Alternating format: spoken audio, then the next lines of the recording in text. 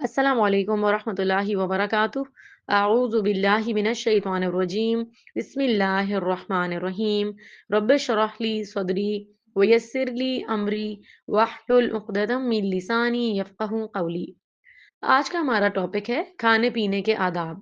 खाना पीना इंसान के पसंदीदा मशागिल में से है, जिस पर कंट्रोल करना निहायत मुश्किल है। लेकिन रोजे में भूख का तजर्बा इंसान के अंदर ऐसी कुव्वत पैदा करता है कि वो इस काबिल हो सके कि वो अल्लाह की खातिर अपने मनफी जज्बात को भी काबू में रख सके। रोजा सिर्फ खाने पीने का ही नहीं, बल्कि आंख, कान, दिल, जबान और हाथ सबका ही रोजा रखें। रोजा रखकर भूख के तजर्बे से तकवा और तवाज़ो और सब्र जैसी सिफात अपनाएं। खाना खाकर अल्लाह का शुक्र अदा करना चाहिए, यानी खाना खा पीकर अल्हम्दुलिल्लाह कहना चाहिए।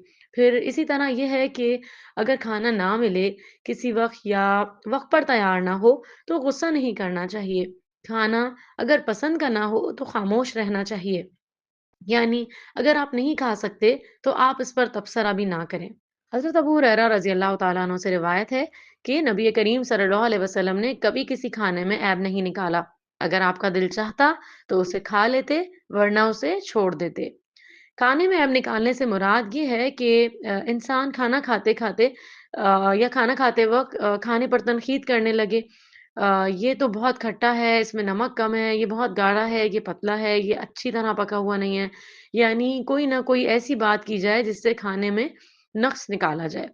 फिर ये कि खाने की और अच्छा खाना बनाने वाले की तारीफ़ भी करनी चाहिए और कदर भी करनी चाहिए, क्योंकि वो बहुत मेहनत से तकलीफ़ उठा के खाना बनाता है।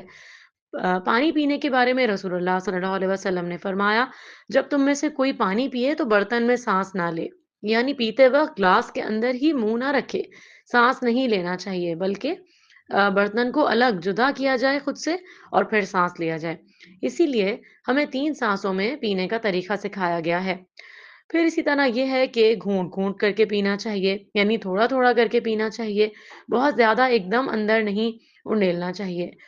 फिर ये कि नबी करीम सल्लल्लाहु अलैहि वसल्लम ने बर्तन में साँस लेने और फूँक मारने से भी मना किया है। फिर इसी तरह ये है कि खड़े होकर पीने की ममानियत है। अल्लाह सुब्हानहू व तआला हमें नबी करीम सल्लल्लाहु अलैहि वसल्लम की सुन्नतों पर हमेशा अमल करने वाला बनाए। आमीन या रब्बल आलमीन।